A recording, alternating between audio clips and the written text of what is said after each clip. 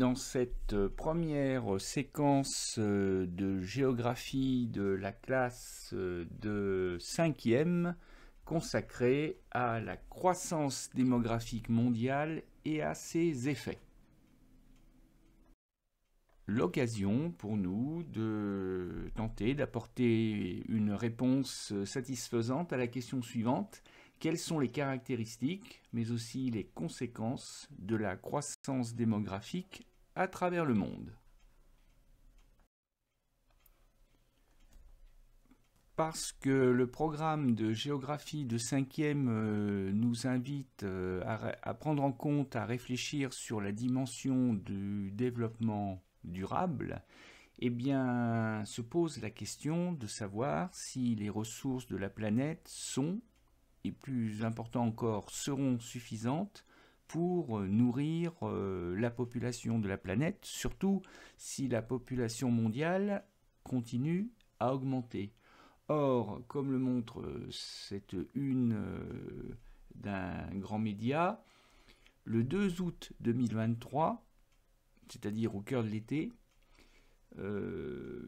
a été le jour du dépassement des ressources de la Terre.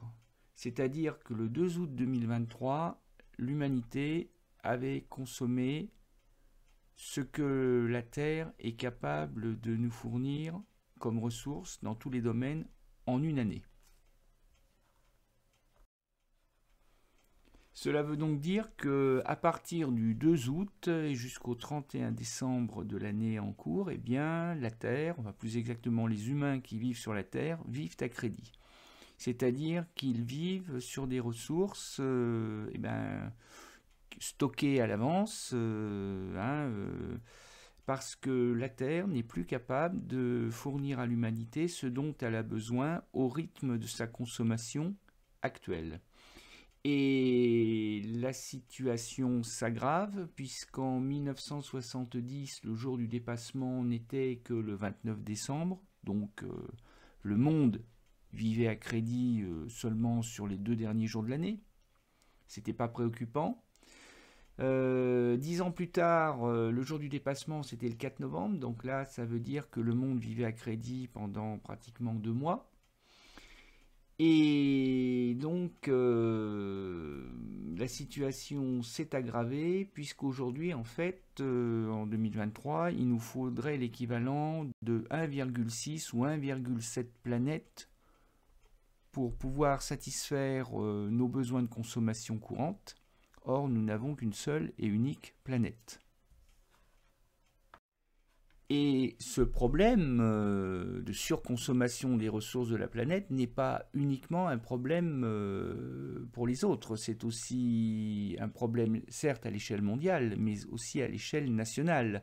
Parce que la France est un pays riche, parce que c'est un pays de consommation de masse, et que les 67 millions de Français consomment plus que la moyenne mondiale, ce qui fait que pour notre pays, théoriquement, le jour du dépassement, c'est pas le 2 août, mais c'est le 5 mai. Et si toute l'humanité vivait comme la population française, c'est-à-dire au-dessus de ses moyens, finalement, là, il faudrait pratiquement l'équivalent de 3 planètes pour subvenir à ses besoins. Donc là se pose effectivement un problème pour l'humanité tout entière. Alors, dans un premier temps, on va faire un petit peu de méthodologie, on va mettre au clair nos connaissances sur ce qu'on appelle la démographie. Ensuite, eh bien, nous nous lancerons dans une série d'études de cas qui nous montreront des populations et des pays face aux croissances démographiques de leur pays. Donc, on ira faire un tour en Chine. Je t'expliquerai pourquoi le moment venu. Puis on comparera la croissance démographique des États-Unis et de l'Europe, c'est-à-dire des territoires et des populations riches. Et on ira faire un tour du côté du Nigeria pour étudier la folle croissance démographique d'un pays pauvre, ce qui nous permettra de distinguer des problèmes de riches et des problèmes de pauvres en ce qui concerne la croissance démographique. Mais oui, ce n'est pas les mêmes problèmes, mais ce sont des problèmes graves quand même. Et nous finirons, comme d'habitude en géographie, par une carte à l'échelle planétaire qui nous permettra de mieux prendre connaissance de l'inégale croissance démographique mondiale, parce que dans le programme de géographie de 5e, il y a certes une dimension développement durable, mais le fil rouge du programme, c'est l'étude des inégalités à travers le monde. Or, la croissance démographique est particulièrement inégale à travers le monde. On va donc commencer cette séquence par une petite fiche méthodologique qui va nous permettre de comprendre ce qu'est la démographie. J'ai bien dit la démographie, à ne pas confondre avec la démocratie, qui est le gouvernement du peuple, par le peuple, pour le peuple. Ce sont deux mots qui se ressemblent, qui ont d'ailleurs la même origine, mais qui ne veulent pas dire la même chose, donc il ne faut pas confondre l'un et l'autre. Et donc on va se demander ce que c'est que la démographie, à quoi elle sert, et surtout quels sont ses principaux outils. Et il n'y a pas besoin d'être très calé en maths pour pouvoir faire de la démographie, rassure-toi. Au cours de cette première partie de séance, tu vas faire plus amplement connaissance avec la démographie, mais tu vas également apprendre à définir et à comprendre ce qu'est un solde naturel, et en particulier le solde naturel d'une population. Ça, c'est vraiment la base en démographie. Alors justement, que veut dire le mot démographie ? Eh bien, comme démocratie, il est bâti à partir du mot démos, qui veut dire en grec peuple, population. Quant à graphie, que l'on retrouve dans orthographe, dans stylographe, eh bien, entre autres, eh bien, ça veut dire écrire sur, donc analyser, réfléchir sur, observer. Et donc la démographie est donc l'étude des comportements de la population à différentes échelles, c'est-à-dire locales, je ne sais pas moi, régionales, nationales, continentales, mondiales, peu importe. Et quand on parle des comportements de la population, en fait, c'est pas bien compliqué. Une population, elle peut augmenter si les gens font beaucoup d'enfants. Elle peut baisser si les gens n'en font plus, ou alors si par exemple il y a une terrible épidémie, une grande catastrophe, une grande guerre. La population peut donc augmenter ou baisser, elle peut rajeunir ou elle peut vieillir selon qu'elle va faire beaucoup plus d'enfants ou que les enfants vont être rares et que du coup la population va prendre de l'âge. Donc voilà, tout ça, ça fait partie du champ d'étude de la démographie. Et ne crois pas que c'est un passe-temps pour gens qui ne savent pas quoi faire dans la vie, parce que la démographie est essentielle pour l'économie, notamment pour les commerçants qui aiment bien savoir si ils vont avoir besoin de fabriquer par exemple des biberons, ou s'ils vont avoir besoin de fabriquer des cannes pour personnes âgées, selon que la population va augmenter ou va vieillir.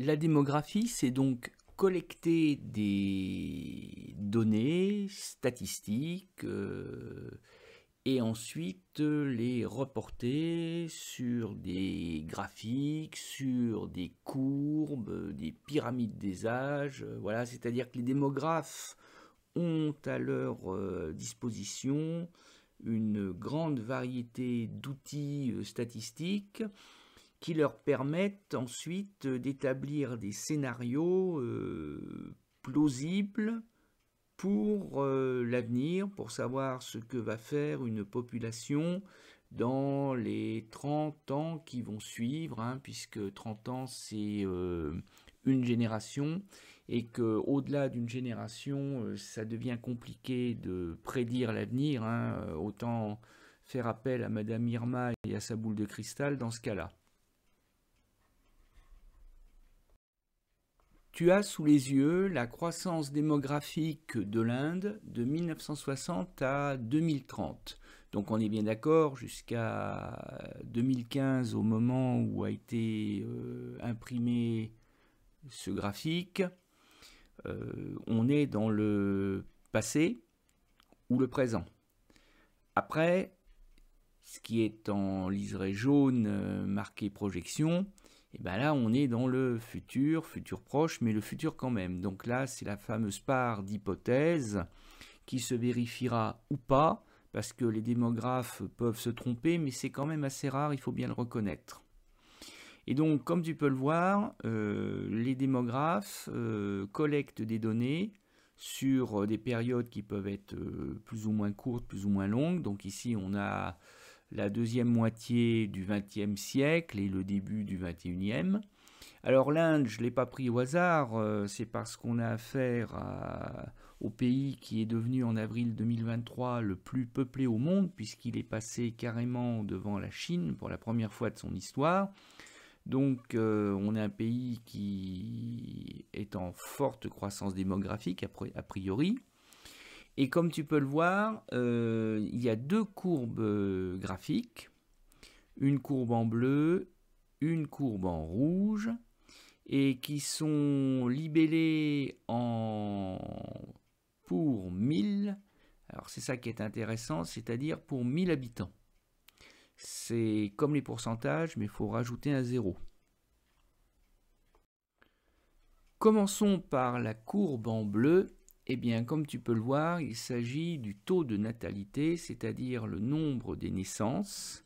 Donc on compte pour un pays donné, ici l'Inde, on compte toutes les naissances qui ont été enregistrées à l'état civil entre le 1er janvier et le 31 décembre de l'année, donc en un an. Et ensuite, on range, si je puis dire, les naissances par paquet de 1000, mais pas par paquet de 1000 naissances, mais on compte le nombre de naissances tous les 1000 habitants. C'est ça pour 1000. Le taux de natalité, c'est le nombre de naissances pour 1000 habitants en un an. Et comme tu peux le voir, sans rentrer dans le détail de l'analyse, le taux de natalité de l'Inde est en train de baisser assez nettement, assez régulièrement, puisqu'on est parti de 42 pour 1000 en 1960 et qu'en 2015 on n'était plus qu'à 20 pour 1000, c'est-à-dire que le taux de natalité a été divisé par 2 en un demi-siècle, et que la tendance est amenée à se poursuivre, puisqu'en 2030, et 2030 c'est quand même bientôt, on ne sera plus qu'à 15 pour 1000 de natalité. Et ça devrait te surprendre, puisque je viens de t'expliquer que l'Inde avait la plus forte croissance, avait la première population au monde. Et donc, on pourrait s'attendre à ce qu'elle ait aussi la plus forte croissance démographique au monde. Or, pas du tout. Au contraire, l'Inde a beau avoir pris à la Chine le rang de première population au monde, eh bien, l'Inde est pourtant en perte de vitesse très nette au niveau de la natalité. Et ça date pas d'hier, puisque c'est un mouvement de recul qui s'est amorcé dès les années 1960. Donc ça peut paraître paradoxal, mais c'est comme ça. La courbe en rouge, elle, c'est le taux de mortalité.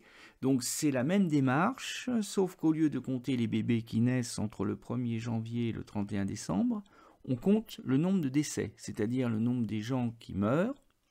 Et là encore, on les regroupe par paquet. Alors pas par paquet de 1000 morts, hein, c'est pas tous les 1000 morts, c'est tous les morts pour 1000 habitants en un an. Et on voit par exemple qu'en 1960, l'Inde avait une mortalité qui était assez forte, puisqu'on était à 22-23 pour 1000. mais qu'en 2015, l'Inde a fait des progrès puisqu'elle a divisé sa mortalité quasiment par 3, pardon, puisqu'on est passé de 23 pour 1000 à 7, 8 pour 1000. Donc on meurt 3 fois moins chaque année en Inde en 2015 qu'en 1960, alors qu'en plus la population a fortement augmenté. Donc ça, c'est plutôt bon signe. Et du coup, l'espace qui sépare sur le graphique la courbe en bleu, donc le taux de natalité, de la courbe en rouge, donc le taux de mortalité, eh bien cet espace que je t'invite sur ta feuille à colorier en vert, ça va être l'accroissement naturel, qu'on appelle aussi solde naturel. On emploie les deux. Solde naturel est peut-être davantage à la mode en ce moment. Et en fait, c'est une simple soustraction. C'est la soustraction, c'est la différence entre le taux de natalité et le taux de mortalité. Autrement dit, pour que les choses soient simples, soient claires, le mode de calcul est le suivant. On fait taux de natalité en pour 1000 moins taux de mortalité en pour 1000. Donc, par exemple, si je prends l'année 1970, comme on a les données chiffrées qui nous sont fort obligeamment données, en 1970, 38 pour 1000 de natalité moins 16 pour 1000 de mortalité, ça nous fait un accroissement naturel de 22 pour 1000. Et alors tout ça, c'est bien gentil de savoir qu'en 1970, le taux d'accroissement naturel ou de solde naturel est de 22 pour 1000. Mais au fond, qu'est-ce que ça veut dire? Eh bien, ça veut dire que tous les 31 décembre, enfin au 31 décembre de l'année 1970, là où il y avait 1000 habitants au 1er janvier, ils sont dorénavant 1022. Tous les 1000 habitants en Inde du 1er janvier, ils ne sont plus 1000, mais ils sont 1022. C'est-à-dire qu'entre le décompte des naissances et le décompte des décès, la population a enregistré un gain de 22 habitants en plus tous les 1000 habitants.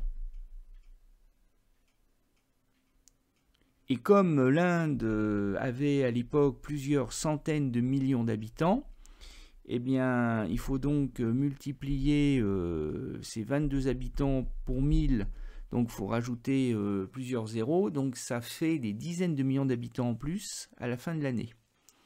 Donc là, en fait, on a l'explication du pourquoi la population indienne a-t-elle dépassé finalement la Chine. C'est que même si le taux de natalité baisse fortement, il baisse moins vite que la mortalité. La natalité indienne a été divisée par 2 en un demi-siècle, la mortalité a été divisée par 3. Donc ça veut dire que l'espace en vert, celui de l'accroissement naturel, a eu tendance à s'élargir entre les années 1960 et les années 2000. Ça veut donc dire que l'Inde a gagné beaucoup d'habitants. Alors pour vérifier si tu as bien compris la logique de l'accroissement ou du solde naturel, et pour vérifier que tu sais bien le calculer, sachant qu'en plus je n'ai pris que des nombres entiers, parce qu'en réalité il y a souvent des décimales, mais bon, c'est pas la peine de compliquer les choses inutilement. Eh bien, je te propose un exercice tout simple. Eh bien, je te propose de m'aider à compléter le tableau sous le graphique. Il te faut reporter les données chiffrées en pour 1000 et puis ensuite faire le calcul. Et puis ensuite voir si par rapport à la période précédente, eh ben, ça augmente ou ça augmente pas. C'est tout simple. Je te laisse faire. Alors voilà le résultat, le corrigé officiel. Donc on voit, alors si l'exercice pouvait se faire en ligne ou en colonne, c'est probablement plus simple de le faire en ligne, c'est-à-dire année par année. Mais par contre, il faut voir la tendance en colonne. Donc, le taux de natalité passe de 42 pour 1000 en 1960 à 15 pour 1000 en 2030. Donc, ça veut dire que le taux de natalité va être probablement divisé par 3, pratiquement. Le taux de mortalité va subir le même sort, puisqu'on va passer de 22 pour 1000 en 1960 à 7 pour 1000 en 2030. Mais le solde naturel, lui par contre, il va subir une forte érosion, et ça se voit déjà au premier coup d'œil au graphique, c'est-à-dire qu'en 2030, l'écart entre les deux courbes est beaucoup moins large qu'en 1960, puisqu'on est aux alentours de 20 pour 1000 de solde naturel en 1960 et qu'on n'est plus qu'à 8 pour 1000 en 2030. Et ça veut donc dire qu'on a une baisse continue à partir des années 2000. C'est à partir des années 2000 que la démographie indienne commence à donner des signes de fatigue et que la population va donc commencer à vieillir. Parce que quand une population ne fait plus beaucoup d'enfants, ou en fait de moins en moins, mécaniquement, la population vieillit. Alors justement, si on prend l'exemple d'une population vieillissante, alors c'est pas indiqué sur le graphique, je crois que c'est la population de la Hongrie, un pays d'Europe centrale qui est réputé pour être un pays qui est en panne de natalité depuis déjà une très longue période. Donc là, on a le taux de natalité. Alors je te ferai remarquer d'ailleurs, et c'est aussi pour ça que j'ai choisi ce document, qu'il faut faire attention au code couleur, parce que pour l'Inde, la natalité était en rouge et la mortalité était en bleu. Bon, sauf que sur ce graphique, c'est le contraire. Ce sont les naissances qui sont en rouge et les décès qui sont en bleu. Alors tant que c'est précisé, c'est pas bien grave, mais ça veut dire qu'il faut bien faire attention à bien lire, à bien observer le document, parce que sinon on pourrait être amené à dire des bêtises. Donc, on voit bien que la natalité, que les naissances s'effondrent, littéralement, hein, puisqu'on passe d'à peu près, 28 pour 1000 en 1950 à peu près 8 pour 1000 en 2050. Donc là, c'est d'une hypothèse à très long terme, puisqu'on va jusqu'à 2100, le début du 22e siècle. C'est peut-être aller un peu loin. Là, à partir de 2050, la marge d'erreur est quand même assez importante. Mais disons que clairement, la Hongrie a un gros problème de natalité. Et que même si les décès, même si la mortalité est faible, eh bien, parce qu'il y a de moins en moins de naissances et parce que la population vieillit, eh bien, automatiquement, la mortalité va remonter. Elle ne va pas remonter de manière spectaculaire, mais on va passer à peu près de 7 pour 1000 à 11 pour 1000 entre 2000 et 2020. Et alors, ce qui est intéressant dans le cas de la Hongrie, mais qu'on retrouvera dans d'autres pays, c'est que vers 2005 à peu près, les deux courbes se sont croisées. La natalité et la mortalité se sont croisées. Donc ça veut dire qu'en 2005 à peu près, le taux d'accroissement naturel ou le solde naturel était égal à, je te laisse réfléchir 2 secondes, était égal à 0 pour 1000. Autrement dit, il était nul. C'est-à-dire que quand il y avait 1000 habitants au 1er janvier, eh bien, ils étaient toujours 1000 au 31 décembre. C'est ça que ça veut dire. Mais que par contre, aujourd'hui, en 2023, eh bien, la natalité est plus faible que la mortalité. Hein, la courbe en rouge, elle est en dessous de la courbe en bleu. Et donc, ça veut dire qu'aujourd'hui, la Hongrie perd des habitants. Ben oui, parce qu'il y a plus de décès que de naissances. Donc, on doit être à moins 3 pour 1000 à peu près, à la louche, à moins 3 pour 1000. Donc, ça veut dire que quand les Hongrois étaient 1000 habitants au 1er janvier, Et ben aujourd'hui, à la fin de l'année, au 31 décembre, ils ne sont plus que 997 à Sablé-le-Champagne pour fêter la nouvelle année. Voilà ce que ça veut dire.